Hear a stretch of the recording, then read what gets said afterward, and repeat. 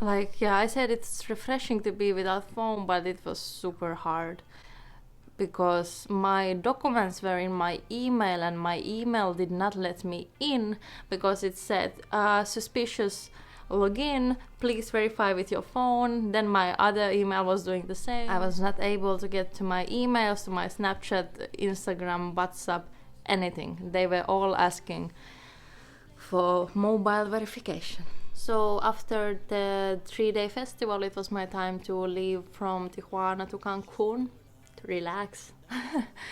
And one of the friend group, my friend decided to join me to Cancun, which was super nice because I was able to, first of all, text my mom from his phone that I'm still okay, and it's always nice to have company when traveling. So we arrived to Cancun, no cows. We were just, I don't know, sitting on the beach. We went to Adventure Park, which was super nice. And yeah, it was nice in Cancun. Super nice place. I wish I could have more time in there. I think I want to go back again sometime. So it was time to go back home. My friend was leaving to California and I was leaving back home to Finland, to Frankfurt and Texas. And he was going to Texas and Las Vegas, if I remember correctly. So we had the same flight, from Cancun to Texas. And when we arrived to the airport, we were doing the self-checking in the machine, and then it asked for COVID certificate, the vaccine certificate. And I'm like, my heart just dropped. I'm like, it's on my phone. I have it in the app of my phone. I was like, okay, I'm staying in Mexico. Goodbye all the plans in Finland or Korea. I'm staying in Mexico. Because my flight was through States, so I had to have the COVID certificate.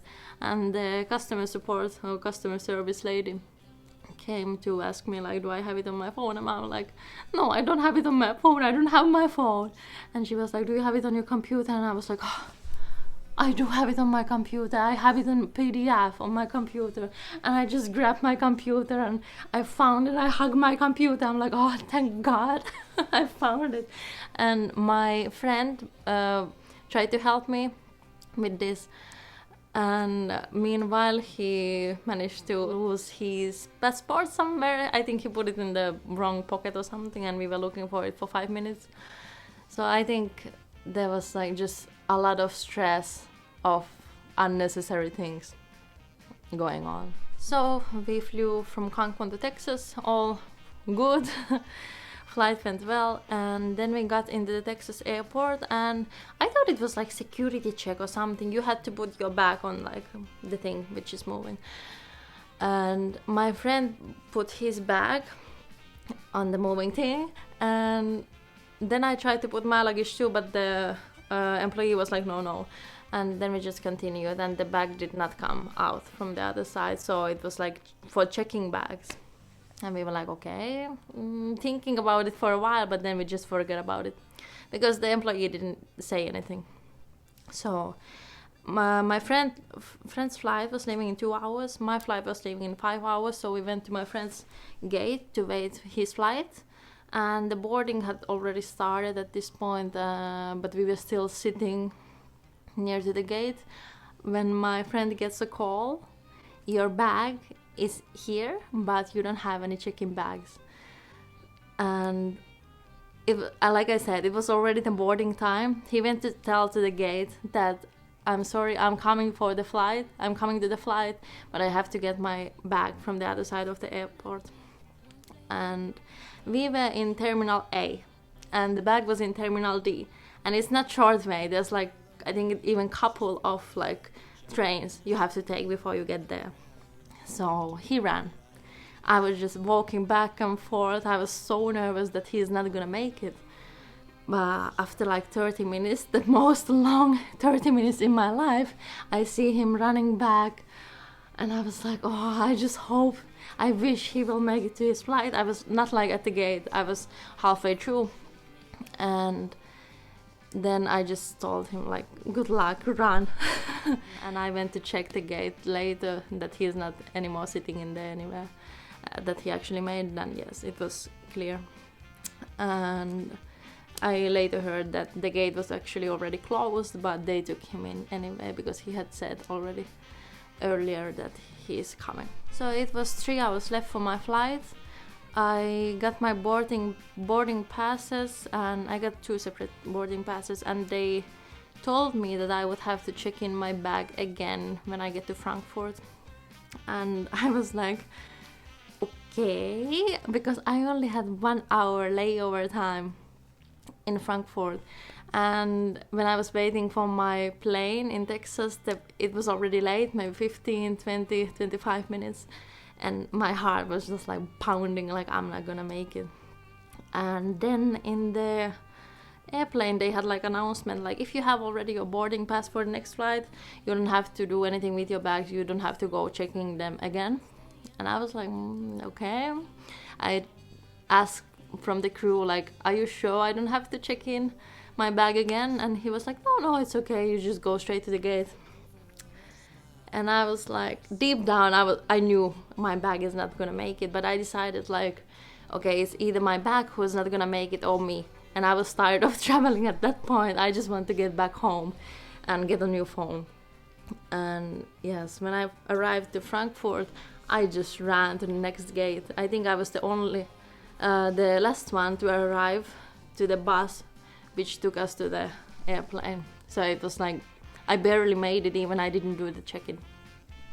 So I sat in the airplane to Tallinn, and I was just stressed. I tried to sleep because I knew my bag is not in this plane. And then I landed in Tallinn. I sat to wait for my check-in bag while others were taking their bags, and I was looking like, okay, there's some people still, maybe my bag is gonna come also, but no, my bag did not come. I went to the counter to tell that my bag didn't come, and they were like, okay, what is your address in Tallinn? I'm like, oh, I'm actually not from Tallinn, I'm living in Finland. And they were like, okay, so how long are you gonna stay in Tallinn? I'm like, I'm leaving this night back to Finland. And they were talking a little bit with each other, and they decided like, okay, what is your address in Finland? We're gonna send your bag in there. Well, I had all my makeup in my check-in bag, and it would not matter, but from Helsinki to Tampere, we were supposed to take a limousine. I had one friend from Malta who had a friend group in Helsinki, and they were all going to the same festival in Tampere from Helsinki. And they wanted to take a limousine because there were so many people, so it was not expensive to take the limousine together. So I wanted to look decent in the limousine. And so I went to buy new makeup in the harbor of Tallinn.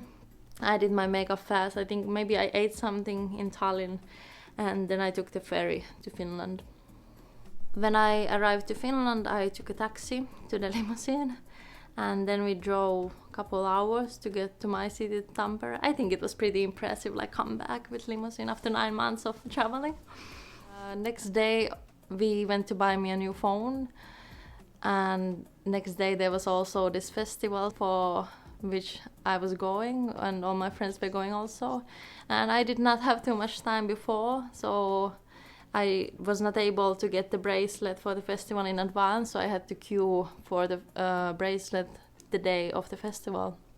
And maybe they were not ready for all the customers, because the queue took 4 hours to get my bracelet. It had never taken so long. Usually before, I got the bracelet in like, I don't know, straight away, or maximum like 1 hour wait. But yes, I was waiting there for 4 hours. I was afraid I'm not gonna see even the main performer, who was 50 Cent that day, but I actually made it exactly before 50 Cent started. So yeah, it was okay. I had enough festivals before I came to Finland. And I had the full day next day of the festival. So yes, it was okay. So my bag also arrived in 2 or 3 days to my mom's door. So it was good, but I was a little bit stressed because my flight to South Korea was leaving in 5-6 days after arriving from Mexico. So yes, I only had like 5 or 6 days in Finland. Couple days before leaving to South Korea, I just got this thought. maybe I should have some kind of student visa to go to South Korea since I'm going to study. And I started to Google, and the more I Googled, I was like, no, stress level was like jing, jing, jing, jing. It was, all the pages said like, yes, you should have student visa. It might take like 2 weeks, 1 month, even 2 months. And I was like, I'm screwed. I'm like, I'm not going to Korea now. But I decided, okay, I have the plane ticket. I'm gonna apply for tourist visa. I'm going to Korea no matter what. So yes, I got the KITA, the tourist visa, in a couple of hours, so I was ready to go. I did change some things in my luggage. Not so warm clothes, what I had in Malta, and more like sweaters and stuff. So the whole trip to South Korea, I was super stressed. I thought they're gonna turn me back home because I'm a student and I'm going with a tourist visa. But I made it to Austria, and for some reason I could not make the boarding pass in the self-check-in machine. I had to go to the counter, and I was so stressed, like, this is the time, this is the place where they're gonna tell me like I have to go back to my country. But I got through all the securities and stuff in Austria, and I was able to fly to Korea. And in Korea I also got through all the security checks and everything. And then I went for my bag, and there was, on the moving thing again, there was this block coming. There was my name, and it said go to the lost and found counter. And I was like, all right, here we go again, my checking bag is lost again. And I went to the counter, and they said like, your checking bag is not here, we don't know where it is exactly, but if we find it, we're gonna send it for you in a couple of days. And the problem was that I had only booked hotel for 2 days, but fortunately it was possible to send them the new address where I moved. And I again got my bag back in 2 or 3 days. At that point I didn't even care that my bag was somewhere else. I was so happy to be in Korea, so happy that no one stopped me. And actually after a couple of weeks, 3 weeks maybe, I got my visa changed to student visa. And it was so easy. I just went to immigration, I paid maybe 80 euros, and they changed my visa status, and I got my residence card in 2 weeks. I kind of feel like it was even supposed to go like this, because I had heard like horror stories that some people have waited even 4 months to get the student visa, or one of my colleagues got the student visa the day he was leaving to Korea. And I got it in 2 weeks in the country, so I felt good at that point. I think it took me around 1 month to actually like recover and to feel normal again after all this chaos. Like, I've been just doing so much that I did not have energy even to open my email after that. But in 1 month I started to feel more normal. So that was it. Thank you for watching my chaotic trip. And I hope you liked the video. I hope you subscribe if you have not already, and we see you on the next video. Bye bye.